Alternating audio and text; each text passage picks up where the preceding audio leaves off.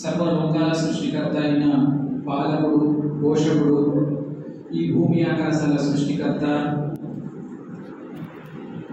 కరుణించేవాడు, అమితంగా కరుణించేవాడు, తీర్పు దినపు యజమాని, ఈ సప్త ఆకాశాల మరియు భూమి మీద ఉన్నటువంటి సర్వ జీవరాశుల యొక్క సృష్టికర్త, అధిపతి, తూర్పు పడమల అధిపతి, జీవన్ మరణాల అధిపతి, తీర్పు దినపు యజమాని అయినటువంటి అల్లాహ్ సుబ్హానహు వ తఆలాకే సర్వ స్తోత్రాలు మరియు ఆరాధనలు చెందుగాక. ఈ భూమి ఉనికిలోకి తీసుకొచ్చిన తర్వాత అల్లాహ్ సుబ్హానహు వ తఆలా ఎవరినైతే ప్రవక్తలుగా చేసి పంపాడో వాళ్ళ యొక్క సమాజాల యొక్క పరిరక్షణ మరియు వాళ్ళ యొక్క హితోపదేశం కొరకు అల్లాహ్ సుబ్హానహు వ తఆలా ఎంతో మంది ప్రవక్తల్ని ఈ భూమిపై ఉనికిలోకి తీసుకొచ్చాడు. వాళ్ళందరిపై అల్లాహ్ సుబ్హానహు వ తఆలా శాంతి కురియుగాక. ప్రత్యేకించి చిట్ట చివరి ప్రవక్త, ఈ ఉమ్మత్ యొక్క అధిపతి, ఈ ఉమ్మత్ యొక్క మహనీయుడైనటువంటి ముహమ్మద్ ప్రవక్త సల్లల్లాహు అలైహి వసల్లం వారిపై అల్లాహ్ సుబ్హానహు వ తఆలా యొక్క అమితమైన సహాయం కురియుగాక. اللهم ربي زدني علما ربي زدني علما ربي زدني علما رب اشرح لي صدري ويسر لي امري واحلل عقدة من لساني يفقهوا قولي. సోదరులారా, జుమా ఖుత్బా తర్వాత నేను సూరా అల్ అన్ఆమ్ ఖురాన్లోని 6వ నంబర్ సూరాలో 155వ ఆయతను నేను పఠించాను. అందులో అల్లాహ్ సుబ్హానహు వ తఆలా తెలియజేస్తున్నాడు ఏమని, వహాజా కితాబున్ అన్జల్నాహు ముబారకన్ ఫత్తబిహు వత్తఖూ లఅల్లకుమ్ తుర్హమూన్.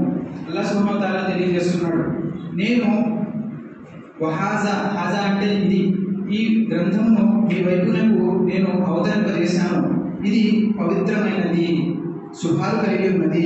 ఫత్తబిహు అంటే దాన్ని అనుసరించండి.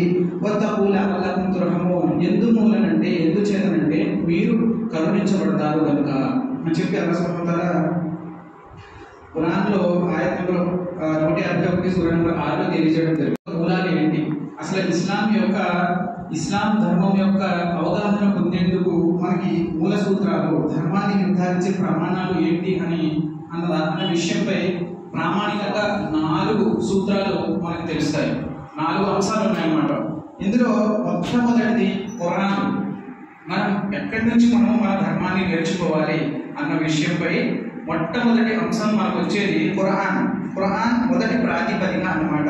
ఖురాన్ మనకి మొదటి ప్రాతిపదిక అన్న విషయం మీద ధార్మిక పండితులకు, ముందు వారికి, వెనక వారికి, సహాబాలకి, ప్రతి ఒక్కరికి ఒక ఏకాభిప్రాయం ఉంది. అందులో ఎటువంటి వాళ్ళకి విభేదాలు లేవు. ఇకపోతే రెండవ అంశము మహాప్రవక్త ముహమ్మద్ సల్లల్లాహు అలైహి వసల్లం వారి సాంప్రదాయం. ఆయన జీవితంలో మనకి ఇచ్చినటువంటి ఆదేశాలు, ఉపదేశాలు, ఆయన సాంప్రదాయము, ఆయన చేసి చూపించినటువంటి అమల్, ఇది సున్నతిలోకి వస్తుంది. ఇది రెండవ ముఖ్య ప్రాతిపదిక అన్నమాట. ఎందుకని ప్రాతిపదిక అంటే, ప్రవక్త వారు ఏది కూడా ఆయన మనోవాంఛకి, ఆయన ఇష్టానుసారంగా ఏది కూడా చేయరు. అల్లాహ్ సుబ్హానహు వ తఆలా చెబితే తప్ప, అల్లాహ్ సుబ్హానహు వ తఆలా ఆయనకి ఆజ్ఞాపిస్తే తప్ప ఏ విషయం కూడా ప్రవక్త సల్లల్లాహు అలైహి వసల్లం వారు ఆయన ఇష్టానుసారంగా చేసి చూపించరు. మూడవది ముస్లిం పండితుల ధార్మిక అభిప్రాయము. ఒకటి, మనం 4 విషయాలు చెప్పుకున్నాం. ధర్మాన్ని మనం నేర్చుకునేటువంటి సూత్రాలు ఏదైతే ఉన్నాయో అందులో 4 ఉన్నాయి. ఒకటి ఖురాన్, రెండోది ప్రవక్త సల్లల్లాహు అలైహి వసల్లం వారి సాంప్రదాయం, మూడవది ఖురాన్ మరియు ప్రవక్త సాంప్రదాయాన్ని తీసుకుని ధార్మిక పండితులు ఇచ్చేటువంటి అభిప్రాయము, నాలుగవది అంచనా ఏంటి, ధార్మిక పండితులు ఈ యుగానికి, ఈ రోజు, ఈ కాలానికి అనుగుణంగా వచ్చే సమస్యలకి పరిష్కారంగా ఖురాన్ మరియు సున్నతులను తీసుకుని వాళ్ళు ధార్మిక సందేశాన్ని ఈ ఉమ్మతికి అందజేస్తారన్నమాట. ఈ 4 సూత్రాలు, ఈ 4 ప్రాతిపదికలు మనకి ధర్మాన్ని నేర్చుకోవడానికి ఈ 4 మూల సూత్రాలు ఉన్నాయి. ఇక ఖురాన్ గురించి మనం చూస్తే కనుక అల్లాహ్ సుబ్హానహు వ తఆలా ఖురాన్ని ఎలా భద్రపరిచాడు, ఖురాన్ యొక్క మహత్యం ఏమిటి, ఖురాన్ అంటే అసలు దాని వాస్తవికత ఏమిటి అనేది మనం పరిశీలిస్తే కనుక అల్లాహ్ సుబ్హానహు వ తఆలా అంటున్నాడు, ఇత్తబిఉ మా ఉన్జిల ఇలైక మిన్ రబ్బికుమ్ వలా తత్తబిఉ మిన్ దూని ఔలియా ఖలీలం మా తజక్కరూన్ అంటున్నాడు. ఏమంటున్నాడు? ప్రజలారా, మీ ప్రభు తరపు నుండి మీపై అవతరింపజేయబడిన దాన్ని అనుసరించండి. మీ ప్రభువును కాదని ఇతర సంరక్షకులను అనుసరించకండి, కానీ మీరు హితబోధలు స్వీకరించడం చాలా అరుదు అని అంటున్నాడు. ఇందులో సూరా నంబర్ 7 ఆయత నంబర్ 3 అల్లాహ్ సుబ్హానహు వ తఆలా చెప్తున్నాడు అన్నమాట. ఇలాగా అల్లాహ్ సుబ్హానహు వ తఆలా మన మానవుల ఉనికి కొరకు ఈ భూమండలంపై ఎన్నో మంది ప్రవక్తల్ని ప్రభుత్వింపజేశాడు. ప్రతి సమాజంలో ప్రతి కాలంలో ఆ ప్రజలకి హితోపదేశం కోసం మనుషుల్ని ఇలాగే పుట్టించి వదిలేయలేదు. వాళ్ళు పుట్టించిన తర్వాత వాళ్ళని ఏది తప్పు ఏది ఒప్పు అని తెలియజేయడానికి గాను ప్రవక్తల్ని ప్రభావింపజేశాడు.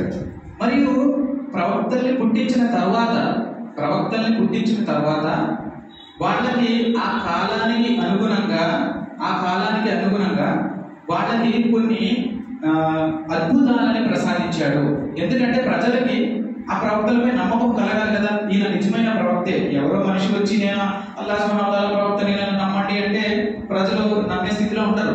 కాబట్టి అల్లాహ్ సుబ్హానహు వ తఆలా ప్రజలకి నమ్మకం కలిగేటట్టుగా ప్రతి ప్రవక్తకి ఆ కాలానికి అనుగుణంగా వాళ్ళకి అద్భుతాలను ఇచ్చి పంపించాడు. ఉదాహరణకి మూసా అలైహిస్సలాం వారి వృత్తాంతం మన ముందుకు వస్తుంది. సూరా నంబర్ 20 ఆయత నంబర్ 10లో అల్లాహ్ సుబ్హానహు వ తఆలా చెప్తున్నాడు.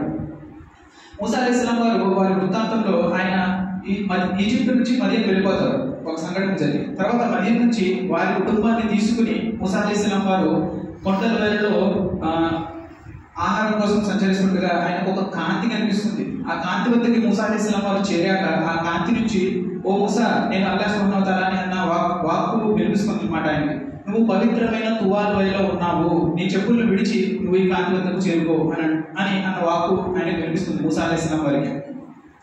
మూసా అలైహిస్సలాం వారు ఆ కాంతి దగ్గరికి చేరగానే ఆయనకు చెప్పబడుతుంది, నీ చేతిలో ఉన్నది ఏంటి అంటే, నా చేతిలో ఉన్నది ఒక కర్ర, దీన్ని నేను నా మేకల్ని తోలడానికి మరియు ఆకులను రాల్చడానికి నేను ఉపయోగిస్తాను అని చెప్పి మూసా అలైహిస్సలాం చెప్తారు. అప్పుడు నువ్వు ఆ కర్రని కింద పడవేయి అని చెప్పి అల్లాహ్ సుబ్హానహు వ తఆలా ఆదేశిస్తే ఆ కర్ర ఒక పెద్ద ఒక పెద్ద కొండ చెరువుగా, ఒక పాముగా మారిపోతుంది. మూసా అలైహిస్సలాం ఎవరు అంటే ఎంత బలశాలి అంటే, ఆయన ఒక గుద్దుతాడు. ఒక ఫిరౌన్ యొక్క భటుడిని ఒక గుద్దు గుద్దితే ఆ గుద్దుగా చనిపోతాడు అన్నమాట. అప్పుడు ఫిరౌన్ యొక్క భటులు మూసా అలైహిస్సలాం వారిని వెంబడించడం మొదలు పెడతారు. ఆమె ప్రాణం కాపాడడం కోసం ఏం చేస్తారంటే ఈజిప్ట్ నుంచి పారిపోయి మదీనాకి వచ్చేస్తారు. అంత బలశాలి ఆ పెద్ద పాము అయిపోవడాన్ని చూసి, ఆ పాము ఆ రాళ్ళని తినేయడాన్ని చూసి ఆయన భయపడిపోతారు అనమాట. అంటే ఆ సంఘటన ఎలా ఉందో ఒకసారి ఊహించుకోండి. అంటే పెద్ద భయంకరంగా పాము అయిపోయింది అనమాట. అప్పుడు అల్లాహ్ సుబ్హానహు వ తఆలా, ఓ మూసా, భయపడకు, ఆ పాముని నీ చేతితో పట్టుకో అని చెప్తాడు. మళ్ళీ ఆ చేతితో పట్టుకోగానే అది కర్ర కింద మళ్ళీ మారిపోతుంది. ఇది సూరా తాహాలో మొదలుగా చెప్పబడిన వృత్తాంతం. తర్వాత అదే సూరా తాహా ఆయత నంబర్ 70లో, సూరా తాహా 20 ఆయత నంబర్ 70లో ఫిరౌన్ మరియు మూసా అలైహిస్సలాం మధ్య జరిగిన వృత్తాంతాన్ని అల్లాహ్ సుబ్హానహు వ తఆలా తెలియజేస్తున్నాడు. ఏమంటున్నాడు? ఫిరౌన్ చాలా ధిక్కరించాడు అల్లాహ్ సుబ్హానహు వ తఆలాని. ఆయన త్రోసిపుచ్చాడు, అల్లాహ్ లేడని, నేనే అల్లాహ్ అని చెప్పి నౌజుబిల్లాహ్ అతను పలికాడు. అప్పుడు మూసా, నువ్వు అతని దగ్గరికి వెళ్ళు, అతనికి హితోపదేశం మీకు, బహుశా అతను జ్ఞానాన్ని తెలుసుకుంటాడేమో, సత్యాన్ని తెలుసుకుంటాడేమో అని అల్లాహ్ అనగా, మూసా అలైహిస్సలాం హారూన్ అలైహిస్సలాంని నా వెంట పంపించండి అని చెప్పి అల్లాహ్ని కోరడం జరుగుతుంది. తర్వాత ఇద్దరు అక్కడికి వెళ్ళిన తర్వాత తౌహీద్ గురించి మూసా అలైహిస్సలాం ఫిరౌన్కి చెప్పాక ఫిరౌన్కి కోపం వస్తుంది. ఏం చెప్తాడు? అలాగైతే నీ దగ్గర ఉన్న మహిమను చూపించు అంటే మూసా అలైహిస్సలాం వారి కర్రని కింద పడవేస్తారు, అది పాము కింద మారిపోతుంది. అలాగా అయితే నేను కూడా నా మాంత్రికులను తీసుకొస్తాను, నువ్వు చూపిస్తుంది మంచి మంత్రజాలం తప్ప నిజం కాదు అని చెప్పి మూసాని ఫిరౌన్ ఛాలెంజ్ చేస్తాడనమాట. తర్వాత 70,000 మంది మాంత్రికులని, మంత్రజాలంలో నైపుణ్యం పొందిన వారిని ఫిరౌన్ తీసుకొచ్చి ఒక పెద్ద సభని ఏర్పాటు చేసి అందరి ముందు హారూన్ మూసా అలైహిస్సలాం వారిని వాళ్ళ విద్యను వాళ్ళని ప్రదర్శించమని, మాంత్రికులు ప్రదర్శించమని చెప్తాడు. అప్పుడు మాంత్రికులు ఫిరౌన్ ఏమంటాడంటే, ఎవరైతే ఈరోజు గెలుస్తారో వాళ్ళని నేను ముఖ్యమంత్రులుగా, నా సన్నిహితులుగా చేసుకుంటాను అని చెప్తాడు అనమాట ఫిరౌన్. వీళ్ళు ఇంకా మంచి ఉల్లాసంగా అయిపోయి నువ్వు ముందు కర్రను వదిలిపెడతావా మమ్మల్ని వదిలిపెడతామంటావా అని మూసాని అడిగితే మీరు ముందు పెట్టండి అనగానే వాళ్ళు కర్రలు వదలగానే అది పాములుగా చాలా పాములుగా మారిపోతాయి. 70,000 మంది మాంత్రికులు ఇక్కడ చూడండి. మూసా అలైహిస్సలాం భయపడగానే అల్లాహ్ సుబ్హానహు వ తఆలా ఆయనకి ధైర్యాన్ని చెప్పి నీ చేతిలో ఉన్న కర్రని పడవేయగానే ఆ ఒక పెద్ద పాము ఒక కొండచిలువగా మారి ఉన్నటువంటి పాములన్నిటినీ తినేస్తుంది. ఇది నిజంగా జరిగిన వృత్తాంతం. ఇది భూమి మీద జరిగిన వృత్తాంతం. ఇది ఖురాన్లో చెప్పబడింది. అప్పుడు మాంత్రికులు వాళ్ళు మంత్రజాలం తెలిసిన వారు, బ్లాక్ మ్యాజిక్ తెలిసిన వాళ్ళు ఏంటంటే మూసా చేసింది మంత్రజాలమా లేదంటే సర్వలోకాల ప్రభు అయినటువంటి అల్లాహ్ తరపు నుంచి వచ్చినటువంటి విద్యన అన్నది వాళ్ళు పసిగట్టారు. వెంటనే వాళ్ళందరూ మేము మూసా మరియు హారూన్ అలైహిస్సలాం వారి యొక్క ప్రభువుకి సాష్టాంగపడుతున్నాము, మేము ఆయనపై ఈమాన్ తీసుకొస్తున్నామని చెప్పి సాష్టాంగపడిపోతారు. ఫిరౌన్ ఈ సంఘటన చూసి వాళ్ళని మీ కుడి చేతిని ఎడమ కాలుని లేదంటే మీ ఎడమ కాలుని మీ కుడి చేతిని నలుగుతాను, నన్ను మీరు ధిక్కరిస్తారా, మీరందరూ కలిసే ఉన్నారు అని చెప్పి అతని అహంకారాన్ని ప్రదర్శించడం జరుగుతుంది. ఒక్కసారి ఈమాన్ అన్నది విశ్వాసం అన్నది గుండెలోకి చేరిన తర్వాత వాళ్ళు ఎంతో భయపడిపోతారు. నువ్వు ఏదైనా చేసుకో, నువ్వు ఏం చేస్తావు, మహా అయితే మా ప్రాణాన్ని తీస్తావు, కానీ సర్వలోకాల సృష్టికర్త అయిన అల్లాహ్ సుబ్హానహు వ తఆలా మీద మేము విశ్వాసం తీసుకొచ్చాము అని చెప్పి చెప్పడం జరుగుతుంది. ఇది ఒక అద్భుతం, మూసా అలైహిస్సలాం వారి కాలంలో జరిగినటువంటి అద్భుతం. దాని తర్వాత ఫిరౌన్ అంతమొందించబడతాడు. ఇది వృత్తాంతం ఒకటి. అలాగే తర్వాత ఈసా అలైహిస్సలాం వారి కాలంలో స్వస్థత, హీలింగ్ అన్నది ఆ కాలంలో ట్రెండింగ్లో ఉందన్నమాట. ఆ కాలంలో ఏంటి, మూసా అలైహిస్సలాం వారికి రోగులని బాగుపరచడము, రుగ్మతులని బాగు చేయడము అటువంటిది. సూరా అల్ ఇమ్రాన్ 3వ సూర ఆయత్ నంబర్ 49లో అల్లాహ్ సుబ్హానహు వ తఆలా ఈసా అలైహిస్సలాం వారి ప్రస్తావన తీసుకొస్తూ ఏమంటున్నాడు, ఈసా అలైహిస్సలాం అల్లాహ్ యొక్క అనుమతితో ఎప్పుడైతే మట్టితో చేసినటువంటి పక్షిని అల్లాహ్ యొక్క నామస్మరణంతో ఊదారో ఆ పక్షి ప్రాణం తెచ్చుకుని లేచి ఎగిరిపోయింది. అలాగే ఈసా అలైహిస్సలాం వారికి కుష్టి రోగులని నయం చేసేటువంటి మోజిజాలు కూడా ఇచ్చాడు అల్లాహ్ సుబ్హానహు వ తఆలా. మోజిజా, కరామత్, అద్భుతము ఇవన్నీ ప్రవక్తలకి అల్లాహ్ సుబ్హానహు వ తఆలా ఇచ్చినటువంటి ఒక సాధనాలు అన్నమాట. ఆ ఉమ్మత్ వాళ్ళు వాళ్ళ మీద ఈమాన్ తీసుకురావడానికి.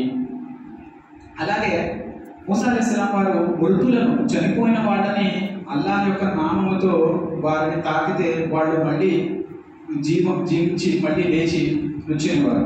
అలాగా ఈసా అలైహిస్సలాం వారికి ఇది ఆయన సొంతంగా చేసేటువంటిది కాదు, అల్లాహ్ సుబ్హానహు వ తఆలా ఆయనతో చేయించాడు. అలా ఈసా అలైహిస్సలాం వారికి ఆయన సమయంలో అద్భుతాలను అల్లాహ్ సుబ్హానహు వ తఆలా ప్రసాదించాడు. అలాగా ప్రవక్త ఈసా అలైహిస్సలాం తర్వాత సుమారు 640 సంవత్సరాల తర్వాత ప్రవక్త ముహమ్మద్ సల్లల్లాహు అలైహి వసల్లం వారు మక్కా పట్టణంలో అల్లాహ్ సుబ్హానహు వ తఆలా ఆయన్ని పంపించాడు అన్నమాట, నువ్వు నబీ కింద.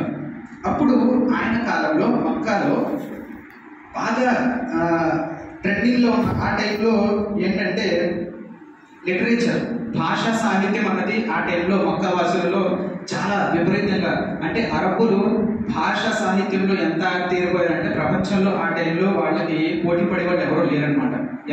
ఎలా అంటే ఉదాహరణకి ఒక వ్యక్తి, అరబ్బు వ్యక్తి కాబా దగ్గర నుంచి సంవత్సరపు 365 రోజుల్లో ఒక్కొక్క కవిత్వం చెప్పేవాడు. ఒక్కొక్క రోజు ఒక్కొక్క కవిత్వం చెప్పేవాడు. ఒక్కరోజు చెప్పిన కవిత్వం పదాలు మరుసటి రోజు వాడేవాడు కాదంట. అంత గొప్పగా సాహిత్యంలో అరబ్బులు నిపుణులు అయిపోయారు. అలాగే అరబ్బీ యొక్క గ్రామర్, అరబ్బీ అన్న భాషలో 29 ఆల్ఫాబెట్స్ ఉన్నాయి. మన ఇంగ్లీష్లో 26 ఎలా ఉన్నాయో అలాగే 29 ఉన్నాయి. అందులో చుక్కలు ఉన్నటువంటివి, చుక్కలు లేనటువంటివి అక్షరాలు ఉన్నాయి అరబ్బీలో. ఇప్పుడు వాళ్ళ పుస్తకాలు ఎలా రచించారంటే సేమ్ పుస్తకము చుక్కలు ఉండి కూడా రచించారు, చుక్కలు లేకుండా కూడా రచించగలిగారు. అంత భాషలో వాళ్ళు నిపుణులు అయిపోయారు. ఇప్పుడు మనం చూస్తున్నాం ఖురాన్, మన దగ్గర ఫతహా, దమ్మా, కఫ్రా, జేర్, జబర్ అంటాం కదా, అలాగే ఖురాన్ ఉంటుంది. దాన్ని మనం ఇండియాలో చదువుతాం. అరబ్బులు ఇప్పుడు కూడా అటువంటివి ఏమీ లేకుండా కూడా వాళ్ళు ఖురాన్ని స్పష్టంగా చదివేయగలరు. వాళ్ళు భాషలో అంత నిపుణులు అన్నమాట. ఇంకా ఉదాహరణలు అంటే కేవలము గుర్రము అన్న పదానికి అరబీ భాషలో 300 పర్యాయ పదాలు ఉన్నాయంట. సుబ్హానల్లాహ్. అలాగే కత్తి అన్న పదానికి అరబీ భాషలో 500 పర్యాయ పదాలు ఉన్నాయి. ఊరికే కాదు, అల్లాహ్ సుబ్హానహు వ తఆలా అరబీ భాషలో ఖురాన్ని అవతరింప చేసింది. అరబీ భాష దాని ఘనత దానికి ఎంతగానో ఉంది. అలాంటి భాష సాహిత్యంలో నైపుణ్యం చెందినటువంటి అరబ్బులకి అల్లాహ్ సుబ్హానహు వ తఆలా వాళ్ళ యొక్క సమాజంలో ఈ ఖురాన్ని ఒక అద్భుతంగా అవతరింపజేశాడు. వాళ్ళకు ఒక ఛాలెంజ్ ఇచ్చాడు అనమాట. అలా ఇలాంటి ఖురాన్ లాంటి గ్రంథాన్ని మీరు, దీన్ని పోలినటువంటి గ్రంథాన్ని మీరు తీసుకురండి, మీరు భాషలో నిపుణులైతే. అలాగే అరబీ భాషకి 40 వాల్యూమ్స్, 40 బుక్కులు గల ఒక డిక్షనరీ ఉందన్నమాట. అంత పెద్ద డిక్షనరీ ఉంది. తర్వాత ఈ భాషా సాహిత్యంలో నిపుణుడు మహాకమైనటువంటి తుఫైల్ బిన్ అమర్ దౌసి వృత్తాంతం ఒకసారి జరుగుతుంది. అతను హజ్ చేయడానికి మక్కాకి వస్తాడనమాట. అప్పుడు మక్కా ముష్రికులు అతన్ని సన్మానించి, మీరు వస్తున్నారు, చాలా ఆనందంగా ఉంది, కానీ ప్రవక్త ముహమ్మద్ సల్లల్లాహు అలైహి వసల్లం, ముహమ్మద్ అనే ఒక అతను ఉన్నాడు, అతను కాబా దగ్గర ఒక ఖురాన్ని పఠిస్తాడు, మీరు దాన్ని వినద్దు అని చెప్తారనమాట. మీరు ఒకవేళ విన్నట్లయితే నువ్వు మార్గదర్శకత్వం పొందుతావు అని చెప్తారు అతన్ని. అప్పుడు తుఫైల్ బిన్ అమర్ దౌసి ఏమంటాడంటే, ఒకసారి దూదులు పెట్టుకుని వెళ్తాడు. కానీ ఇదేంట్రా, నేను ఎంత పెద్ద కవిని, నేను మహాకవిని, నాకు ఏది మంచి ఏది చెడు అని తెలుసు కదా, మరి అలాంటప్పుడు వీళ్ళు చెప్పింది నేను వింటాం ఏంటని ఒకసారి దూది తీసి చూస్తాడు. చూస్తే ప్రవక్త సల్లల్లాహు అలైహి వసల్లం వారు మధురమైన ఇస్లాం వాణి అతని చెవులో పడుతుంది. ఇదేదో కరెక్ట్గానే ఉంది, ఇందులో ఏమి తప్పులు లేవు కదా అని చెప్పి ఇంకా వినడం మొదలు పెడతారు. ప్రవక్త సల్లల్లాహు అలైహి వసల్లం వారింటికి వెళ్ళిపోతారు. ఆయన దగ్గరికి వెళ్ళి మళ్ళీ మీరు పఠించిన దాన్ని మళ్ళీ పఠించింది అనగానే ప్రవక్త సల్లల్లాహు అలైహి వసల్లం వారు ఇది ఖురాన్ ఎప్పుడైతే పఠిస్తారో ఆయన కళ్ళు చెమ్మగలుగుతాయి అన్నమాట. ఇది ఎట్టి పరిస్థితుల్లోనూ మనిషి రాసింది కాదు, ఒక మనిషి యొక్క ఇది కాదు, ఇది సర్వలోకాల సృష్టికర్త అయిన అల్లాహ్ సుబ్హానహు వ తఆలా పంపించినటువంటిది అని చెప్పి ఆయన అక్కడికక్కడే అష్హదు అల్లా ఇలాహ ఇల్లల్లాహ్ వ అష్హదు అన్న ముహమ్మద్ రసూలుల్లాహ్ అని హిమ్మత్ తీసుకురావడం జరుగుతుంది.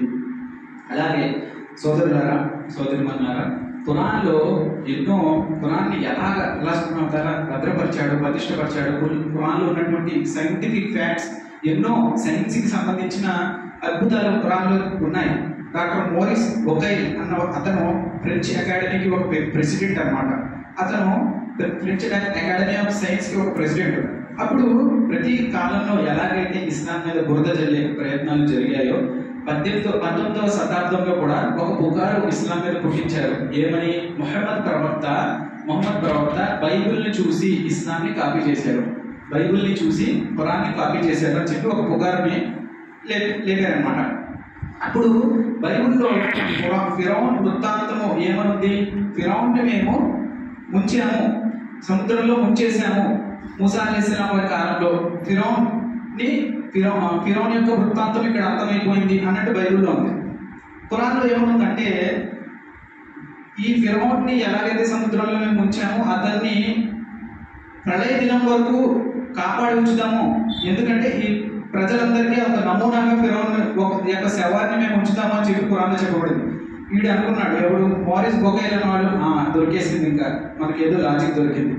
బైబిల్లోనేమో ముంచేసిన ఉంది, ఖురాన్ ఏమో ప్రళయ దినం వరకు ఉంచుతానంటున్నాడు శవం అల్లాహ్ సుబ్హానహు వ తఆలా. మరి ఈ పాయింట్ కనుక పట్టుకుని ఇది తప్పు అని గుర్తు చేస్తే ఖురాన్ బైబిల్లో నుంచి రాశారు కరెక్టే అని చెప్పి మనం చెప్పేయచ్చు అనుకున్నాడు. ఇతను జర్నీ మొదలు పెట్టాడు, సౌదీ అరేబియా వెళ్ళాడు, అక్కడ పండితులతో కలిశాడు.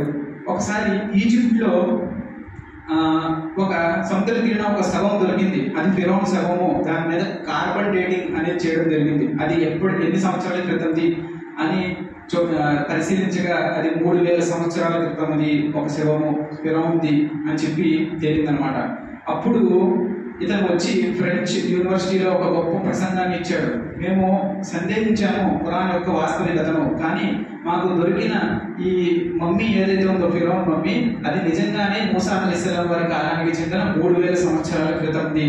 దాన్ని అల్లాహ్ సుబ్హానహు వ తఆలా భద్రపరిచాడు. ఈ రోజు కూడా ఈజిప్ట్ యొక్క మ్యూజియంలో ఫిరౌన్ యొక్క శవము ఉందన్నమాట. అంటే ఖురాన్ యొక్క వాణి అంత సత్యమైనది. 1400 సంవత్సరాల క్రితం ప్రవక్త సల్లల్లాహు అలైహి వసల్లం వారు చెప్పలేదు కదా, సైన్స్ అంత డెవలప్గా లేదు. కానీ అల్లాహ్ సుబ్హానహు వ తఆలా వారి దగ్గర నుంచి ఇది వచ్చింది కాబట్టి ఈ వాస్తవము ఖురాన్లో ఇది పేర్కొనబడి ఉంది. అలాగే మానవుని పుట్టుక గురించి ఖురాన్లో సూరా అల్-ముమినూన్ సూరా నంబర్ 23, 12, 13, 14లో మానవుడు ఎలా పుట్టించబడ్డాడు అన్న దాని గురించి అల్లాహ్ సుబ్హానహు వ తఆలా ప్రస్తావిస్తున్నాడు. మానవుడు మట్టి సారంతో పుట్టించబడ్డాడు. 26 మూలకాలు, ఎలిమెంట్స్ అంటారు ఇంగ్లీష్లో.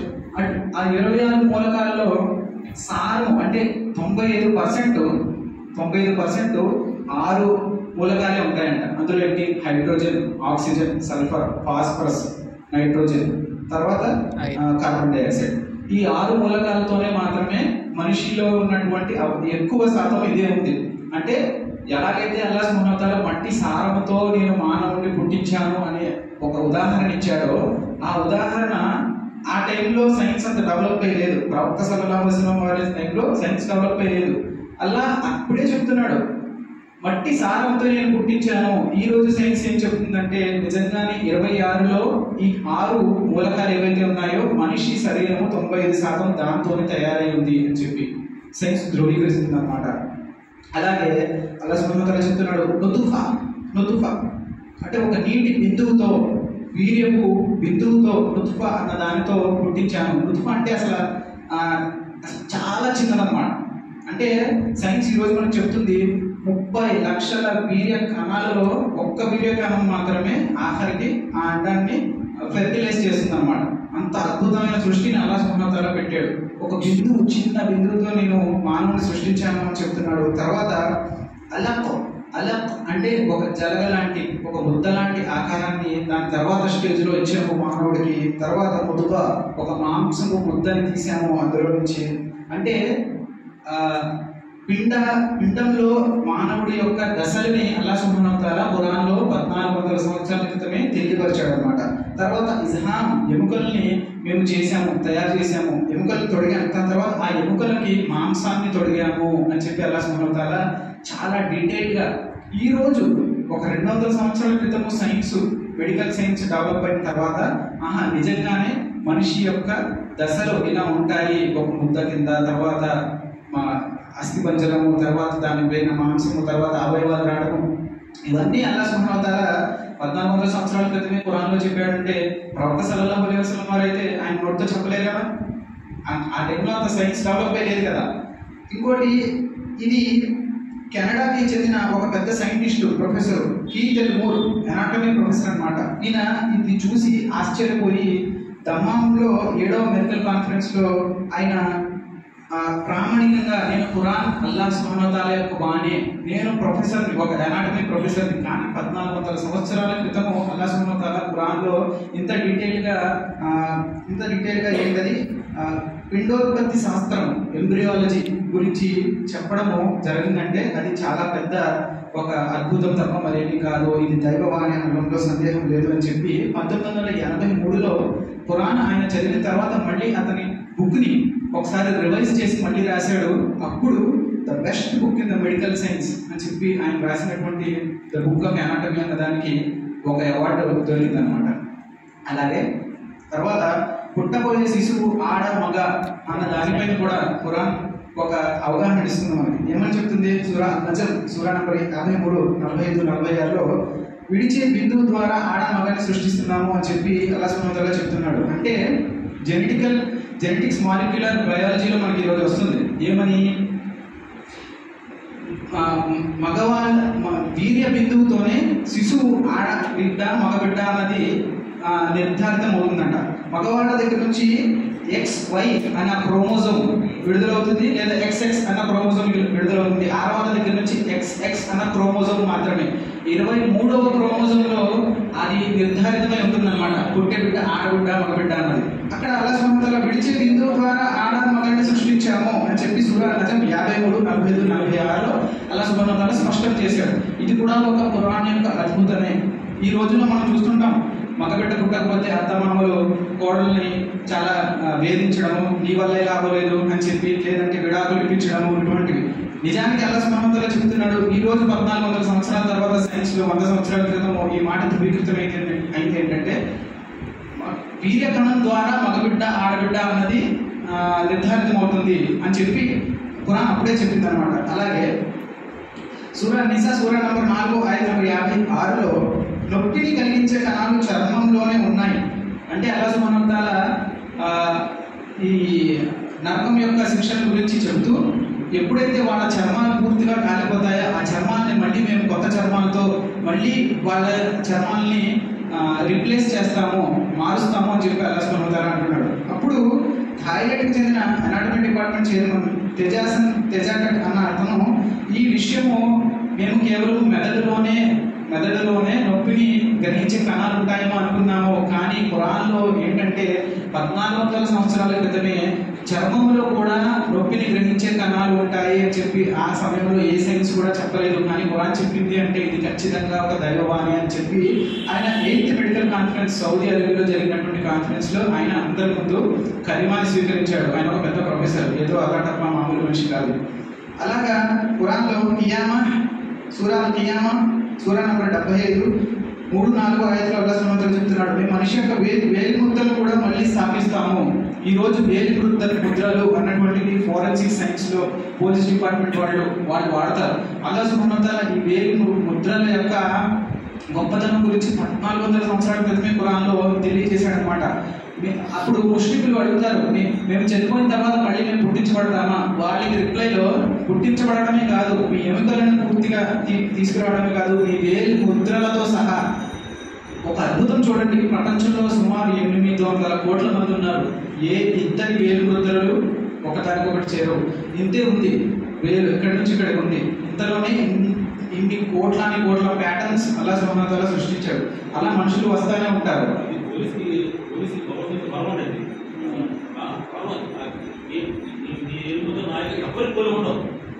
దాని మీదే ఈ నేరస్తులను కొలుచుకుంటున్నారన్నమాట. ఈ బట్టి మాట ఆధారం బట్టి ఆ నేరం చేసిన నేరస్తులు కట్టాలన్నమాట. అదేవిధంగా నేను ఇక్కడ చేసినప్పుడు ఎప్పుడు వేరే సత్యాన్ని చెప్పి నేరస్తులు ఆ 7 రోజుల ఆధారంగా పట్టుకున్నాను. అలాగే 1880లో సైన్స్ ధృవీకరించింది అనమాట ఈ విషయాన్ని. ఇక్కడ నుంచి మేము వేలు ముద్రలని సైన్స్ లో వాడుకోగలము అని చెప్పి.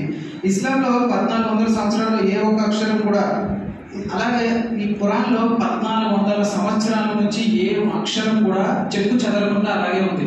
ఏదన్నా బుక్ ప్రపంచంలో తీసి చూపించగలరా? ఒక 100 సంవత్సరాలు మారకుండా ఉన్నటువంటి బుక్ని లేదు. ఎన్నో వెర్షన్లు వస్తాయి, ఎన్నో రివైజ్డ్ ఎడిషన్స్ వస్తాయి. కానీ ఖురాన్ అన్నటువంటిది 1400 సంవత్సరాల వరకు ఎటువంటి అక్షరం కూడా చెక్కు చెదరకుండా అల్లాహ్ సుబ్హానహు వ తఆలా దాని యొక్క పరిరక్షణ బాధ్యత తీసుకున్నాడు. దీన్ని టెస్ట్ చేయడం కోసం జర్మన్ యూనివర్సిటీ మ్యూనిచ్ యూనివర్సిటీకి చెందినటువంటి ప్రొఫెసర్లు శాస్త్రవేత్తలు ఏం చేశారంటే ఒక 50,000 ఖురాన్ ప్రతులను, మనం ఈరోజు ప్రింటెడ్ బుక్ చూస్తున్నాం ఖురాన్, నిజంగా ఖురాన్ రచించినటువంటి ప్రతులను 50,000 ప్రతులను వారు సేకరించి దాని మీద కెమికల్ టెస్టులు చేసి ఇది 7వ శతాబ్దం నుంచి 20వ శతాబ్దం నుంచి చెందిన పుస్తకాలే, వీటన్నిటిని వాళ్ళు దగ్గర పెట్టుకొని టెస్ట్ చేశారనమాట. అక్షరం నుంచి మ్యాచ్ చేసి చూశారు. వాళ్ళు చివరికి ఇచ్చిన కంక్లూజన్ ఏంటంటే ఏదో చిన్న ప్రింటింగ్ మిస్టేక్లు, ప్రింటింగ్ ప్రెస్ వల్ల మిస్టేక్లు ఉన్న దాని తప్ప ఏ 2 ఖురాన్ ప్రతులను మేము వేరేగా చూడలేదు. అంత అద్భుతంగా 1400 సంవత్సరాలకి గాను అల్లాహ్ సుబ్హానహు వ తఆలా ఖురాన్ని భద్రపరిచి అలా ఉంచాడు. ఇప్పుడు మీరు చూసుకోండి, ఒక ఉదాహరణ, వేరే గ్రంథము, ఏ మత గ్రంథమైనా అలా ఉందా? బైబిల్లోనే ఒక 60 వెర్షన్స్ ఉన్నాయి. ఇప్పుడు మనం క్రైస్తవ సోదరులు అడిగితే మీరు ఏం బైబిల్ ఫాలో అవుతారంటే ఒక్కొక్కళ్ళు ఒక్కొక్క పేరు చెప్తారు. మేము కింగ్ జేమ్స్ వెర్షన్ అంటున్నాం అంటే మేము పాల్ వెర్షన్ అంటున్నాం. అలా ఏ మత గ్రంథం కూడా అలాగా భద్రపరచలేదు. ఇది దైవం దగ్గర నుంచి అల్లాహ్ సుబ్హానహు వ తఆలా దగ్గర నుంచి వచ్చిన గ్రంథం కాబట్టి దీన్ని పరిరక్షించే బాధ్యత స్వయాన అల్లాహ్ సుబ్హానహు వ తఆలా తీసుకున్నాడు. అలాగే ఈ గ్రంథం లాంటి గ్రంథాన్ని వేరొక దాన్ని తీసుకురండి, ఎవరు దానిని చేయలేరు అని చెప్పి అల్లాహ్ సుబ్హానహు వ తఆలా సూరా అల్-బకరా సూరా 23, 24, అలాగే 17వ సూరా ఆయత్ నంబర్ 88 బనీ ఇస్రాయిల్లో ఇటువంటి ఖురాన్ని ఎవరన్నా తీసుకురాగలరా? ధైర్యంగా తీసుకురండి అని చెప్పి అల్లాహ్ సుబ్హానహు వ తఆలా మానవుడికి ఓపెన్గా ఛాలెంజ్ చేస్తున్నాడు. ఆలోచించండి సోదరులారా, సుమారు ఈరోజు 800 కోట్ల ప్రపంచ జనాభా ఉంది.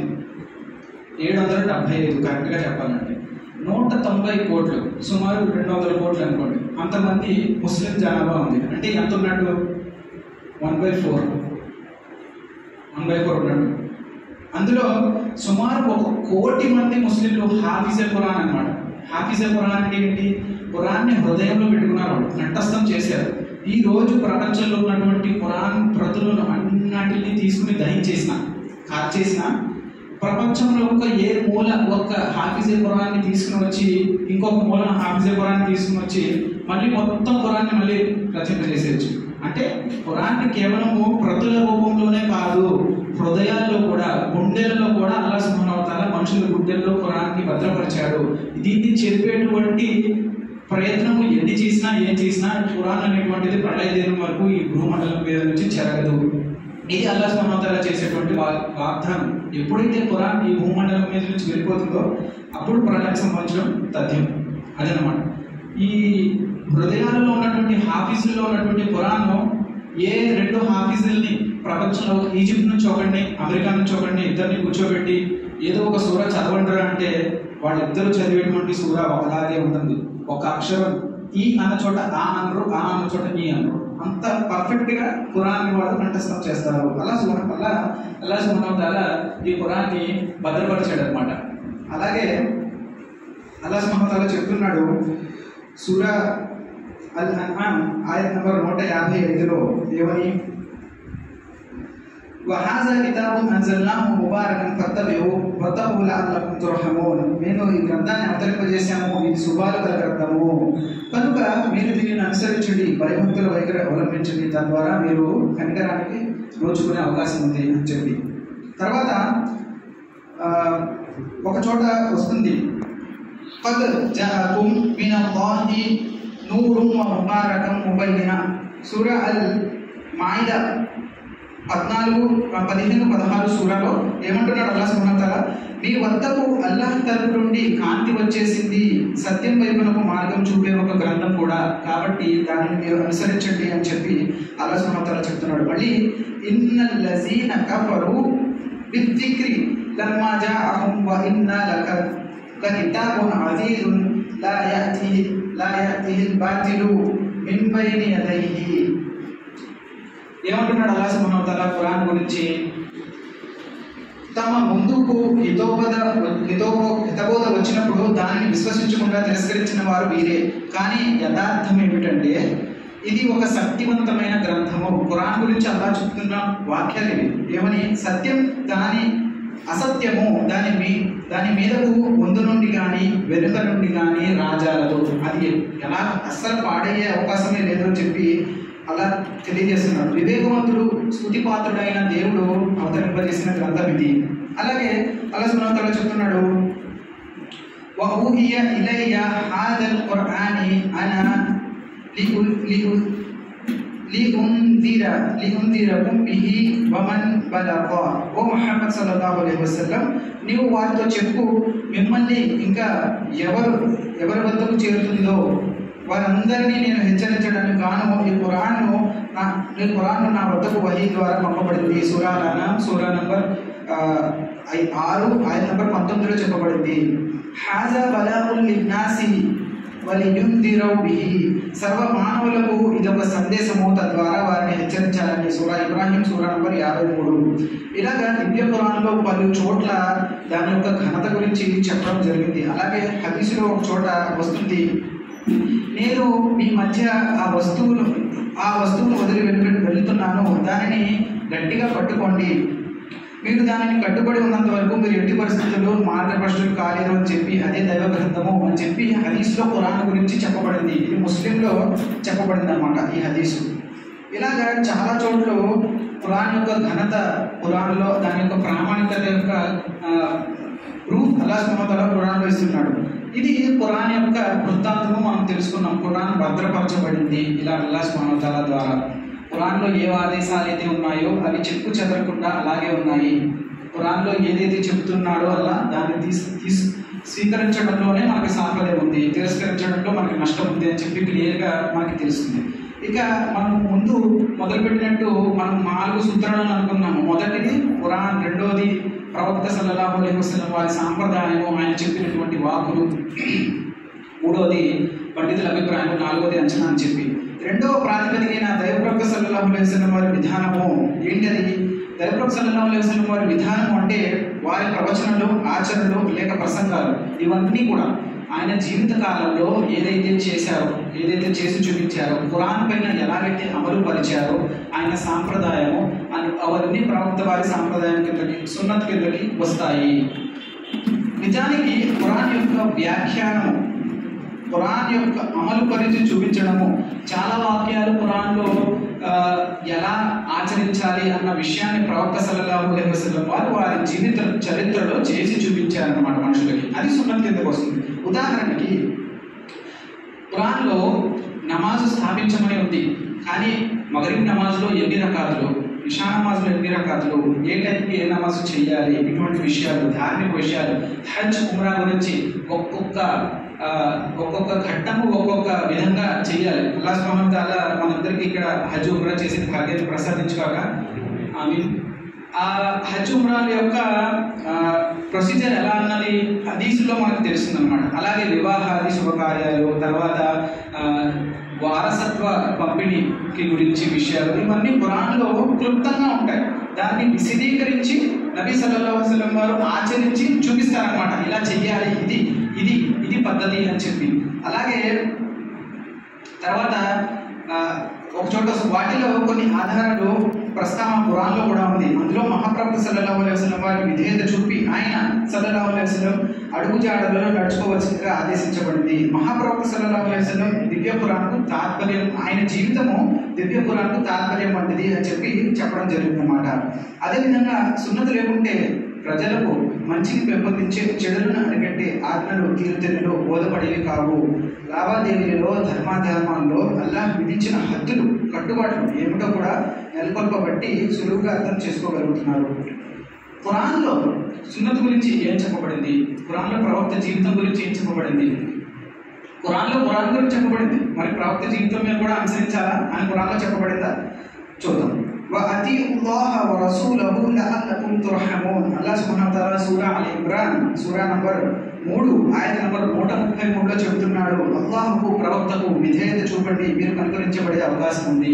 అల్లాహ్ సుబ్హానహు వ తఆలా ఏమంటున్నాడు, కేవలం నాకు విధేయత చూపండి అనట్లేదు, అల్లాహ్ మరియు ఆయన ప్రవక్తకు విధేయత చూపండి, మీరు కనుకరించబడే అవకాశం ఉంది అని చెప్తున్నాడు. తర్వాత యా అయ్యుహల్లజీన ఆమను అతీఉల్లాహ వ అతీఉర్ రసూల్ సూరా నిసా ఆయత నంబర్ 59, ఓ విశ్వసించిన వారులారా, అల్లాహ్కు ప్రవక్తకు మీలో అధికారం అప్పగించిన పెద్దలకు విధేయత చూపండి. మీ మధ్య ఏ విషయంలోనైనా వివాదం తలెత్తితే దానిని అల్లాహ్ మరియు ఆయన ప్రవక్తకు నివేదించండి. మీరు నిజంగానే అల్లాహ్ మరియు అంతిమ దినం మీద విశ్వాసం కలవాలైతే మీరు ఇలాగే చేయాలి, ఇదే సరైన పద్ధతి, ఫలితాన్ని బట్టి కూడా ఇదే ఉత్తమమైనది అని చెప్పి అల్లాహ్ సుబ్హానహు వ తఆలా ఎందుకు ఖురాన్తో పాటు ప్రవక్త సల్లల్లాహు అలైహి వసల్లం వారి జీవిత సంప్రదాయాన్ని కూడా ఆచరించాలి అన్న దాన్ని ఖురాన్లోనే ధృవపరుస్తున్నాడు. అలాగే నిసా సూరాలో వేరే చోట చెప్పబడింది, మన్ ఊతియ రసూలు ఫఖద్ అతా అల్లాహు వ మన్ తవల్లై ఫమా అర్సల్నాక అలైహిం హఫీదా. ప్రవక్తకు విధేయత చూపినవాడు వాస్తవంగా ఎవరికి విధేయత చూపినట్టు వింటున్నారా, పడున్నారా? ప్రవక్తకు విధేయత చూపిన వాడు వాస్తవంగా అల్లాహ్ సుబ్హానహు వ తఆలా విధేయత చూపినట్లే. కానీ ఎవరైతే గుమికుడయ్యాడో అటువంటి వారిపై నిన్ను కావలివారిగా చేసి పంపలేదు అని చెప్పి ప్రవక్త సల్లల్లాహు అలైహి వసల్లం వారిని అల్లాహ్ సుబ్హానహు వ తఆలా చెప్పడం జరిగిందనమాట. తర్వాత ఒకసారి ఆలోచించండి సోదరులారా, అల్లాహ్ సుబ్హానహు వ తఆలా చెబుతున్నాడు ఖురాన్ క్లియర్గా, వ అతీఉల్లాహ వ అతీఉర్ రసూల్. అల్లాహ్ మళ్ళీ చెప్తున్నాడు, ఈ ఖురాన్పై మీరు అమలుపరచండి, ఈ ఖురాన్పై అమలు పరచనిదే మీరు సాఫల్యం పొందలేరు. ఖురాన్పై అమలు పరచండి అని చెప్తూ లాజిక్గా ఒకసారి చూద్దాం. అమలు పరచండి అని చెప్తూ ఖురాన్లో కూడా ఏం చెప్తున్నాడు ఒక వాక్యము, మీరు అల్లాహ్కి మరియు ఆయన ప్రవక్తకి విధేయత చూపండి అని అంటున్నాడు. మనకు ఒక డౌట్ వస్తుంది, ఖురాన్ ప్రామాణికంగా ఉందండి, హదీసు అన్నది మనకి డౌట్ అండి, చెప్పలేము ప్రామాణికంగా ఉందా లేదా ప్రవక్త సాంప్రదాయం అన్నది. ఒక్క ఉదాహరణ తీసుకుందాం. ఒక టీచర్ ఉన్నాడు వాళ్ళ స్టూడెంట్స్కి ఒక ఎగ్జామ్ పెడుతున్నాడు. ఎగ్జామ్లో ఏమన్నాడంటే, ఎవరైతే బ్లూ పెన్తో రాస్తారో వాళ్ళకే నేను మార్కులు ఇస్తాను అంటున్నాడు. కానీ వాళ్ళని ఎటువంటి పెన్నులు తీసుకురావద్దు అని చెప్పాడు ఆ టీచర్. ఏమన్నాడంటే, టేబుల్ పైన black pen, red pen, green pen అన్ని పెన్నులు పెట్టాడు, బ్లూ పెన్ పెట్టలేదు. కానీ కండిషన్ ఏం పెట్టాడు పేపర్ మీద, ఎవరైతే బ్లూ పెన్తో ఎగ్జామ్ రాస్తాడో వాళ్ళ పేపర్లని నేను కరెక్షన్ చేస్తాను అని అన్నాడు అనుకోండి. అలా ఆ టీచరు ఏ స్టూడెంట్ అయినా పాస్ అవుతాడా? అది న్యాయమైన టీచర్ చేసేది. మరి అలాంటప్పుడు అల్లాహ్ సుబ్హానహు వ తఆలా ఖురాన్లో మీరు ఈ ఖురాన్పై అమలుపరచండి అని చెప్పి, మీరు అల్లాహ్కి మరియు ప్రవక్త వారికి విధేయత చూపండి, ప్రవక్త సాంప్రదాయం మీద అనుసరించండి అని చెప్పినప్పుడు ప్రవక్త సాంప్రదాయాన్ని అల్లాహ్ భద్రపరచకపోతే ఆయన సాంప్రదాయం మీద అమలుపరచడము సాధ్యమవుతుందా? ఇది ఎవరి వాళ్ళు ప్రశ్నించుకోవాల్సిన క్వశ్చన్. అందువల్ల దాన్ని బట్టే ప్రవక్త అల్లాహ్ సుబ్హానహు వ తఆలా ఎలాగైతే ఖురాన్ని భద్రపరిచారో ప్రవక్త వారి సాంప్రదాయాన్ని, ఆయన పద్ధతులను కూడా భద్రపరిచారు. ఆ భద్రపరచడానికి గాను ఆయన ఉమ్మతుల నుంచి గొప్ప గొప్ప విద్వాంసుల ద్వారా ఆ పని తీసుకున్నాడు అనమాట. వాళ్ళ జీవితాల్లో ఎంతో కష్టపడి సహీ హదీసులను సేకరించి తర్వాత జల్లెడు పట్టారు. వాళ్ళు ఎంతో కష్టపడి వాళ్ళ జీవితాన్ని అనిపించేశారు. ఎంతో కష్టపడి వాళ్ళు పుట్టించినటువంటి హదీసుల నుండి సహీ హదీసులను వేరు చేసి ఇవి మంచి, ఇవి అసలైన సిసలైన ప్రవక్త సంప్రదాయాలు, వీటి మీద అమలుపరచండి అని చెప్పి హదీసుల్ని కూడా సేకరించడము జరిగింది విద్వాంసుల ద్వారా. ఓ మహమ్మద్ వారితో ఇలాను, అల్లాహకు విధేయులు కండి, దైవ ప్రవక్త ఆదేశాలను పాటించండి. కానీ ఒకవేళ మీరు విముఖులైతే బాగా తెలుసుకోండి, దైవ ప్రవక్తపై పెట్టబడిన కర్తవ్యం వరకే అతను బాధ్యుడు. మీపై మోపబడిన కర్తవ్యాన్ని భారానికి మీరే బాధ్యులు. దైవ ప్రవక్త విధేయులైతే మీరే మార్గదర్శకత్వం పొందుతారు, దైవ ప్రవక్తకు విధేయులైతే మీరే మార్గదర్శకత్వం పొందుతారు. లేకపోతే స్పష్టంగా ఆజ్ఞను అందచేయడానికి మించి ఎక్కువ బాధ్యత అతనిపై లేదు అని చెప్పి అల్లాహ్ సుబ్హానహు వ తఆలా చెప్పాడు అనమాట. ఇంకో చోట వస్తుంది సూరా నజమ్ సూరా నంబర్ 53, అందులో అల్లాహ్ సుబ్హానహు వ తఆలా ఆయత నంబర్ 52, 3, 4లో అల్లాహ్ తెలియజేస్తున్నాడు, వమా యంతికు మా దల్ల సాహిబుకుం వమా గవా వమా యంతికు అనిల్ హవా ఇన్ హువ ఇల్లా వహ్యు యూహా అంటున్నాడు అల్లాహ్ సుబ్హానహు వ తఆలా. ఏమంటున్నాడు?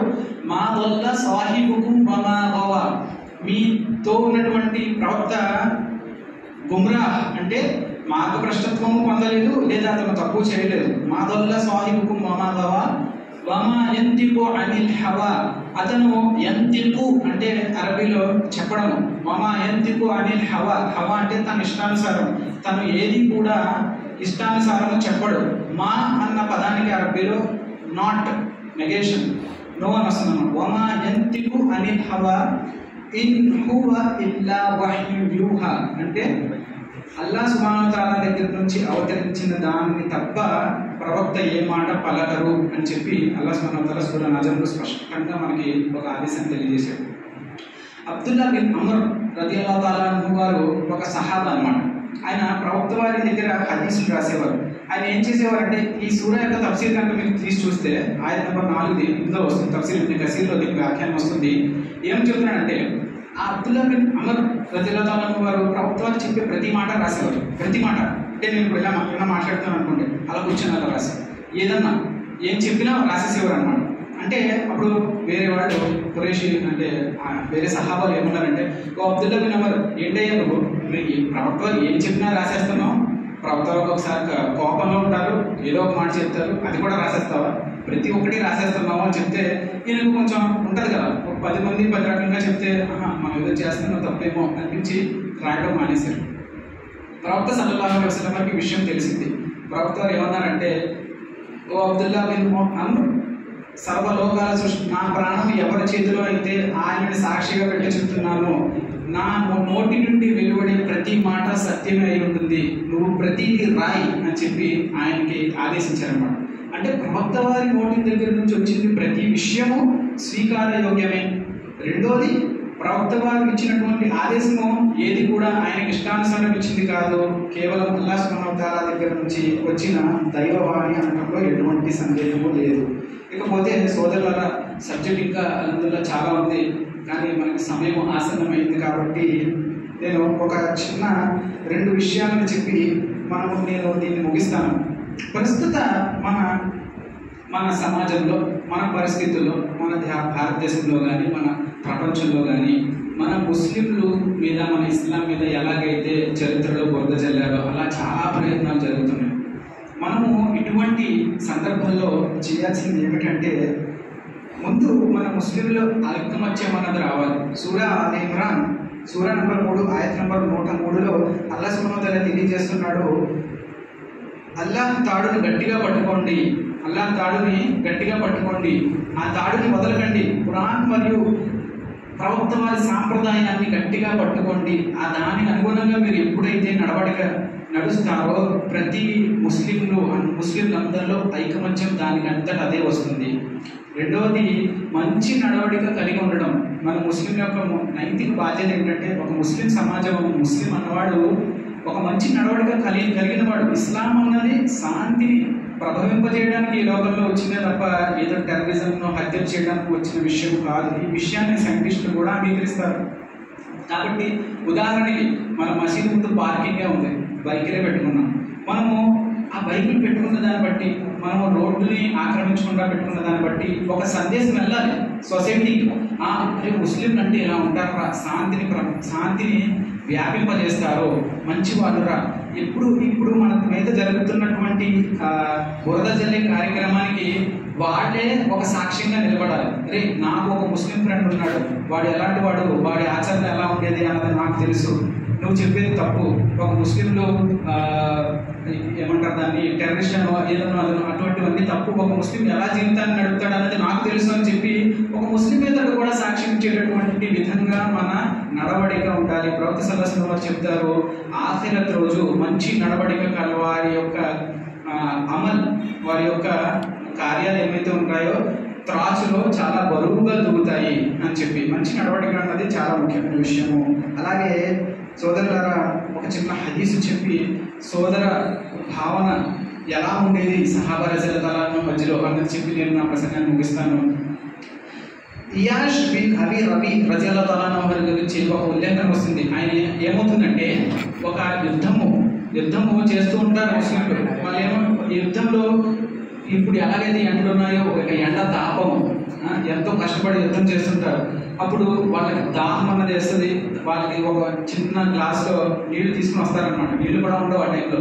ఇయాష్ బిన్ అబీ రబియా ఆయన ఏమంటారంటే, ఈయన ఎవరంటే ఉమర్ రజల్లాహు అన్హు వారితో హిజ్రత్ చేసినటువంటి ఒక పెద్ద సహాబీ. ఆయన దగ్గరికి నీళ్లు తీసుకురావడం జరుగుతుంది. ఆయన ఏమంటారంటే, నా దగ్గరికి కాదు, హారిస్ బిన్ హిషామ్ ఆయన తాగారా నీళ్ళు, నాకు దాహంగా ఉన్న విషయం నిజమే, మీరు హారిస్ బిన్ హిషామ్ దగ్గరికి తీసుకెళ్ళండి ఆ నీళ్లు, ఆయన తాగాక మిగిలిన నీళ్లు నేను తాగుతాను అని చెప్పి ఆయన హారిస్ బిన్ హిషామ్ దగ్గరికి తీసుకెళ్ళిపోతారు. నీళ్లు తీసుకెళ్ళమని చెప్తారు.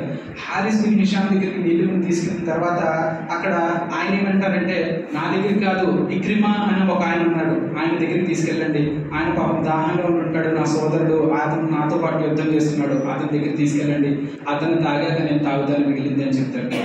తీరా ఇక్రిమా దగ్గరికి తీసుకెళ్లేసరికి ఇక్రిమా ఏమంటారంటే, మళ్ళీ తిరిగి మొదటి వ్యక్తి ఎవరు, ఇయాష్ బిన్ అబీ రబియా ఆయన దగ్గరికి తీసుకెళ్ళండి. సోదర భావం చూడండి సోదరులా, ఆయన దగ్గరికి తీసుకెళ్ళండి, ఆయన తాగుంటే ఆయన తాగాక నేను తాగుతాను మిగిలినది అని చెప్తే, మళ్ళీ తిరిగి మొదటి వ్యక్తి దగ్గరికి వచ్చేసరికి ఆయన చనిపోయి ఉంటాడు దాహంతో, నీటి దాహంతో.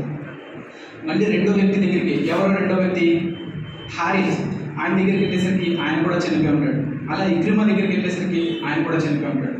అలా ఒకళ్ళ కోసము ఒకళ్ళు నీళ్లు త్యాగం చేసుకుని సహాబా రలియల్లాహు అన్హు వారు ఒక గొప్ప చనిపోయే ముందు కూడా తన సోదరుడు కోసము, తన సోదర భావం కోసము ఆలోచించి, నాకన్నా ముందు నా సోదరుడు మంచిగా ఉంటే బాగుంటుంది అని చెప్పి ఒక మంచి ఆశను పెట్టుకుని వాళ్ళ ముగ్గురు ప్రాణాలు విడిచారు, షహాదత్ పొందారు.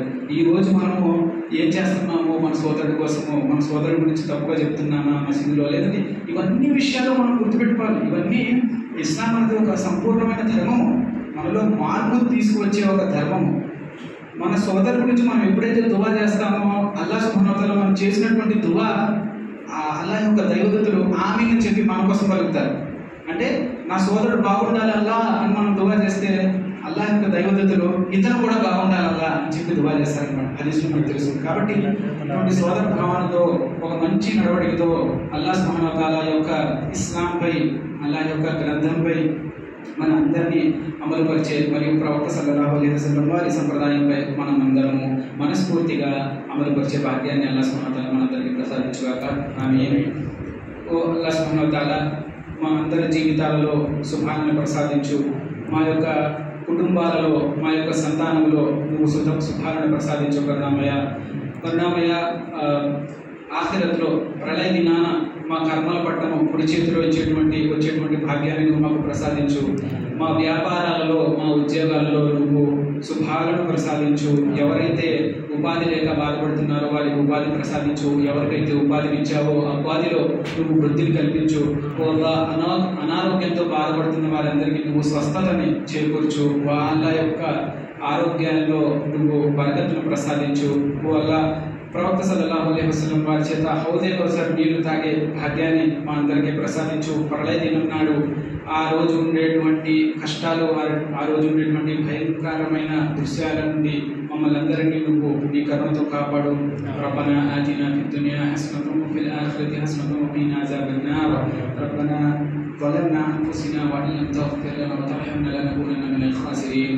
اللهم إنك عفو كريم تحب العفو فاعف عني.